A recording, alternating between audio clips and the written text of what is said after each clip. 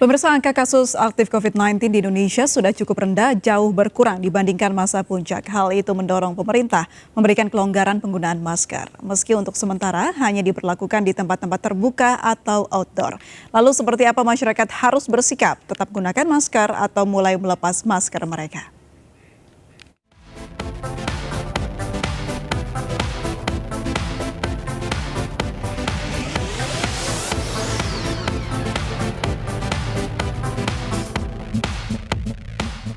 Halo pemirsa Vloganza, gimana kabarnya?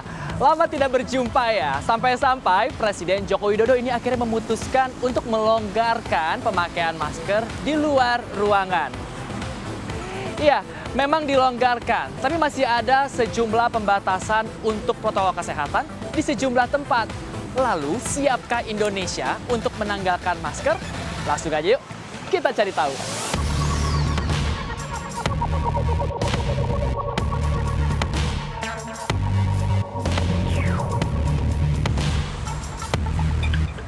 Bagaimana ya masyarakat mendengar keputusan relaksasi masker ini? Apakah mereka sudah yakin untuk melepaskan masker mereka? Atau jangan-jangan mereka masih belum yakin karena masih was-was? Kita dengar yuk.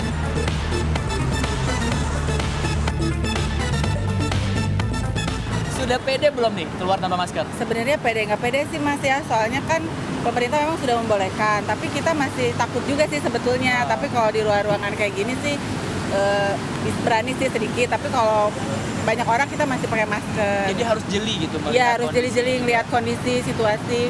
Apalagi kalau lagi rame ya tetap pakai masker sih Mas. Gitu. Berarti masih takut sama COVID ya? Pastilah kan masih ada, belum habis sama sekali Mas. Saya udah booster gitu, saya ya pede-pede aja. Sekarang udah mulai inilah ya, udah mulai diizinkan, terus percaya diri juga.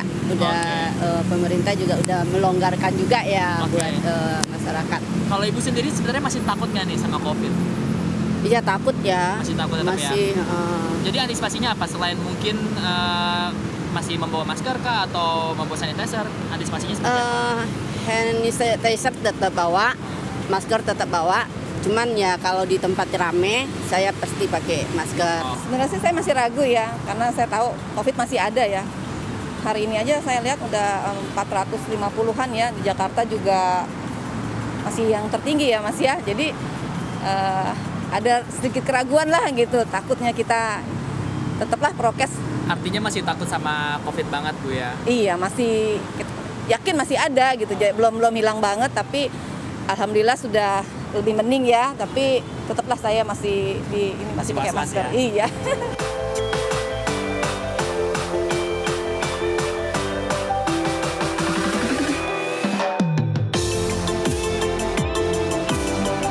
Pemerintah memiliki sejumlah alasan untuk memberikan kelonggaran dalam pemakaian masker. Di antaranya, kasus COVID-19 baik di Indonesia maupun di dunia yang semakin dapat terkendali. Selain itu juga angka vaksinasi yang semakin mendekati target.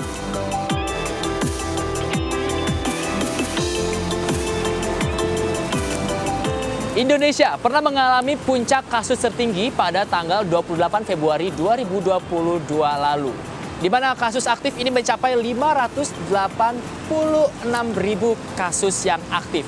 Namun kasus ini terus menurun dengan cukup drastis, di mana hanya ada tinggal 3 ribuan kasus pada bulan Mei 2022 ini.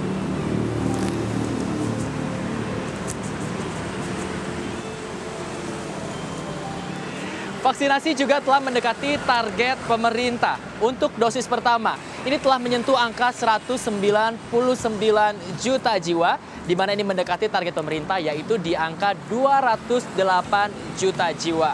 Sedangkan untuk dosis ketiga, angkanya masih sangat rendah dan ini tentunya menjadi PR untuk pemerintah.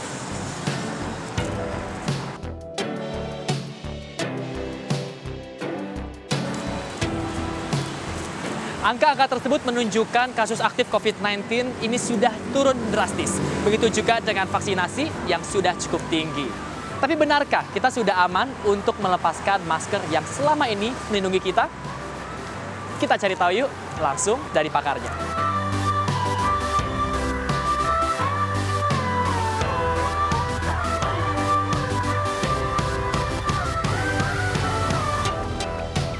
Dokter Miko, apa kabar? Baik, alhamdulillah. Segar sekali nih sekarang udaranya ya. Ya, Dok, tapi apakah ini sudah tepat dari pemerintah yang meminta kita untuk bisa sedikit melonggarkan melepas masker di luar ruangan seperti ini? jadi menurut saya keputusan pemerintah untuk membebaskan penggunaan masker itu melepasnya seminggu yang lalu. Oke. Kemudian pada saat memang kasus COVID di Indonesia sedang menurun, tapi status pandeminya belum clear benar. Oke. Ya. Jadi belum clear benar, sudah dibebaskan. Menurut saya boleh, kalau itu dengan catatan. Oke. Karena di negara-negara Eropa lainnya seperti di Jerman, di Inggris, di Irlandia, atau di semua hampir negara Eropa, kemudian kecuali di Belanda, itu membebaskan penggunaan masker dengan catatan kalau social distancing dapat diterapkan. Oke, jadi harus lebih di-clearkan lagi. Betul. Gitu ya. Kalau memang mungkin sudah tepat mungkin, tapi memang belum begitu tepat. Betul. Apa yang harus dilakukan pemerintah nih untuk saat ini? Ya, jadi menurut saya jaga jarak itu penggunaan masker itu dapat diterapkan kalau satu pandemi sudah selesai. Oke. Ya, pandemi itu catatannya adalah seroprevalence survey atau kemudian harus ada antigen survei. Oke. Atau berapa orang yang terinfeksi COVID-19 di Indonesia, dan kalau bisa itu survei itu dilakukan di semua provinsi sehingga kita clear berapa yang terinfeksi di setiap provinsi. Kalau perlu kita lakukan di seluruh kabupaten, di 514 kabupaten survei antigen itu. Jadi clear bahwa semua kabupaten kota di Indonesia itu jumlah yang terinfeksi COVID-19. Kita ke informasi selanjutnya, pemirsa, hari kedua perubahan rute perjalanan KRL lintas Cikarang, Bekasi, dan lintas Bogor, stasiun Manggarai masih dipadati penumpang. Meski sudah disosialisasikan jauh hari, masih banyak penumpang yang ternyata belum mengetahui perubahan rute. Inilah situasi di stasiun Manggarai sejak diberlakukannya perubahan rute KRL. Kini stasiun Manggarai menjadi sentral transit bagi penumpang KRL. Terlihat para pengguna KRL terakumulasi di stasiun ini. Meski pada penerapan hari pertama terjadi penumpukan, namun saat ini penumpukan sudah perlahan terurai dibandingkan kemarin. Sejumlah penumpang mengaku masih bingung dengan diberlakukannya perubahan rute. Beberapa penumpang juga mengeluhkan kedatangan kereta yang menjadi lebih lambat. Kan tanggal 28 itu ada pengumuman, ada perubahan-perubahan. Jadi saya ke sini perkenalan supaya nanti kalau misalkan mau jalan ke sini nggak bingung gitu. Nah, penjadwalannya kali ya harus ditata lagi biar nggak nunggu-nungguan. Ini kan mungkin libur, agak santai. Kalau misalkan hari kerja, molor ya kasihan juga yang kerja. Jakarta Kota Bogor di atas, Jakarta Kota Bogor di atas. Calon penumpang berharap PT Komuter Lain bisa mengantisipasi potensi penumpukan penumpang pada jam sibuk Senin esok. Dari Jakarta, Tim Liputan iNews melaporkan. Dan pemirsa, untuk mengetahui seperti apa evaluasi hari kedua penerapan KRL rute baru, sudah bergabung bersama kami Ana Purba, VP Korsek KAI Komuter. Selamat sore Bu Ana.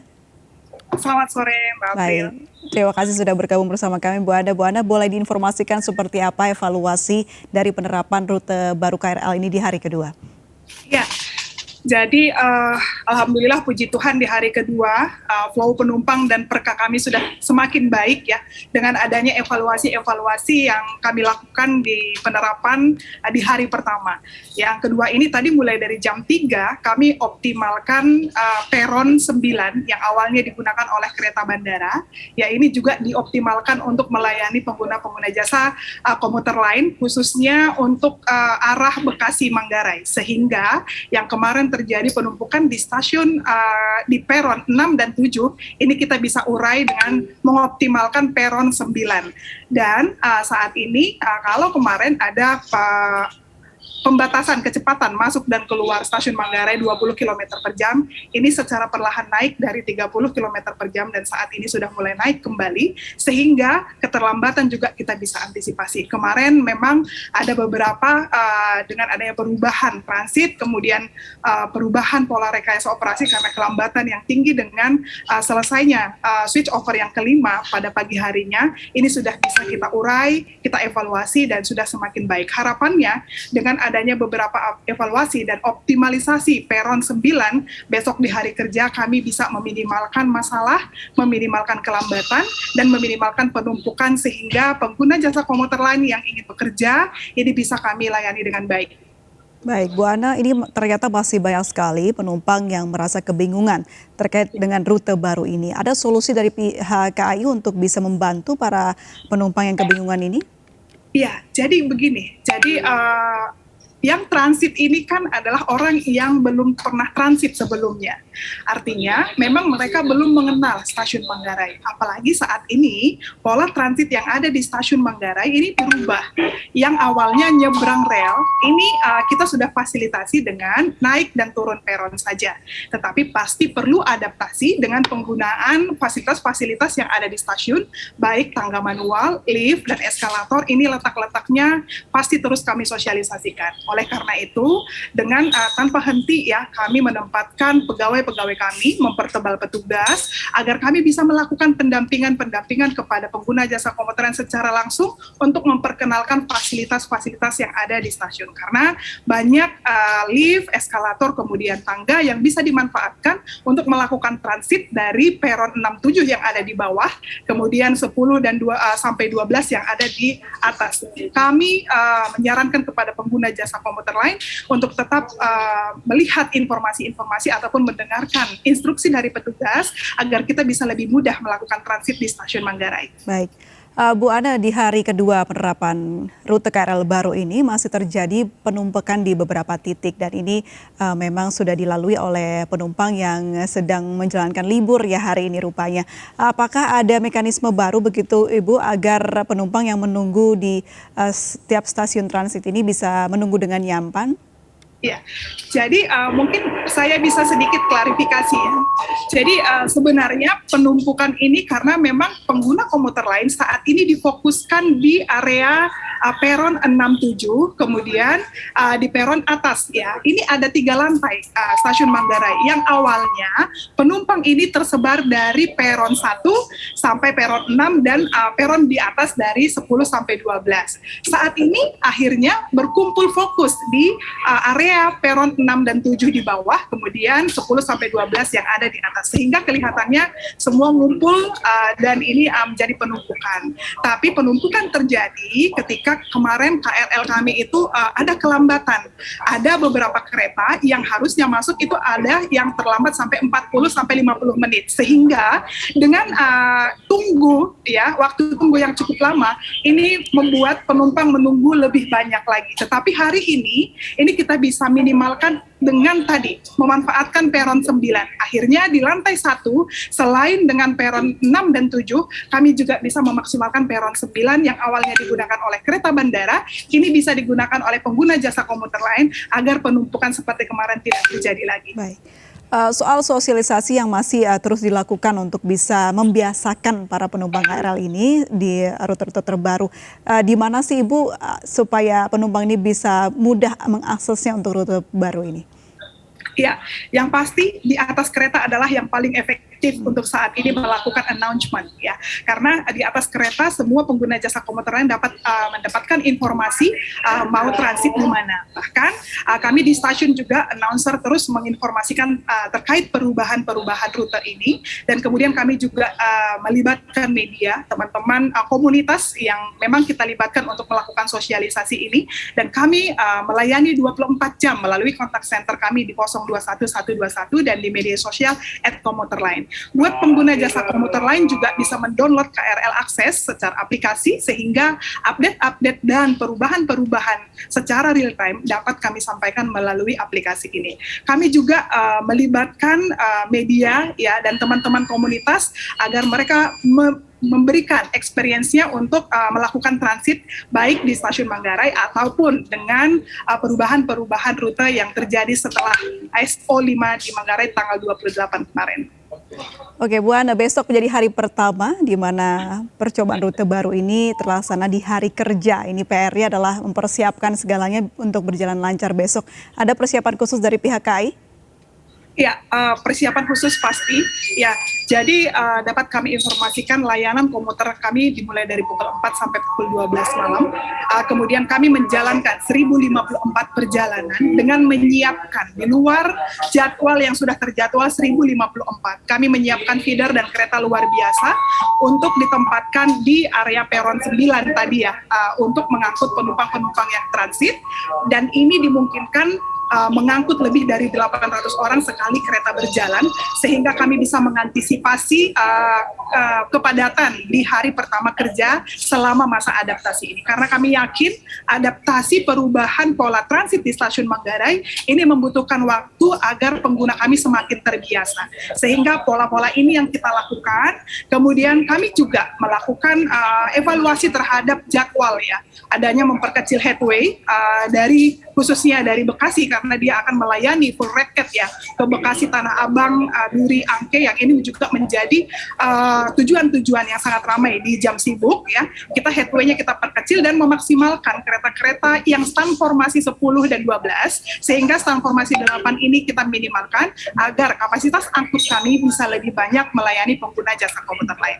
Baik, ada rencana penambahan petugas untuk bisa membantu kelancaran penerapan adaptasi untuk hari Senin besok? Ya, betul sekali. Tidak hanya dengan KAI Komuter, tetapi juga dibantu oleh petugas dari KAI Group dan bekerja sama dengan Dirjen Perkeretaapian Kementerian Perhubungan. Ini besok kami akan membantu dan dibantu oleh dari kementerian supaya pelayanan di hari pertama kerja ini juga bisa terlayani dengan baik. Kami juga selain di Manggarai, yang stasiun-stasiun terdampak seperti Tebet, kemudian stasiun Kampung Bandan, Angke, dan Duri, ini juga kita lakukan penebalan petugas sehingga perubahan rekayasa pola operasi ini semakin cepat bisa beradaptasi kepada kami pegawai, juga kepada pengguna jasa komuter lain. Baik, Bu Ana, sebagai sarana sosialisasi juga, terakhir mungkin ada yang ingin disampaikan bagi pengguna KRL di Jakarta. Ya, kepada pengguna jasa komuter lain kami mohon maaf ketika adanya perubahan dampak dari switch over Manggarai ke-5 ini, tetapi ini untuk masa depan kita, yaitu untuk keselamatan kita. Yang awalnya kita melakukan transit dengan menyeberang rel, saat ini cukup naik dan turun. 200.000 penumpang ini melakukan transit, sehingga keselamatan adalah prioritas kami untuk melakukan perjalanan menggunakan komuter lain. Tetap patuhi aturan-aturan, mendengarkan informasi yang disampaikan oleh petugas, dan kami siap membantu para pengguna jasa komuter lain ketika ada di stasiun-stasiun transit seperti Manggarai. Kami mengharapkan kerjasama kepada semua pengguna jasa komuter lain, menggunakan semua fasilitas dengan bijak, dan memberikan lift dan eskalator untuk mereka yang sangat membutuhkan, kaum disabilitas, ibu hamil, dan ibu yang membawa balita, agar pola transit yang kita alami ini dapat berjalan dengan baik. Kami berharap mulai dari sore ini perka ataupun pola operasi ini bisa meminimalkan kelambatan, sehingga besok ini untuk perjalanan hari pertama kerja bisa kita minimalkan masalah-masalah yang terjadi. Baik, kita harapkan bersama agar adaptasi perubahan rute KRL ini berjalan dengan lancar. Begitu, terima kasih banyak Bu Ana Purba, VP dari Korse KAI, sudah bergabung bersama kami. Selamat sore. Selamat sore. Pemirsa, kami akan segera kembali usai jeda berikut ini. Tetaplah bersama kami di MNC News.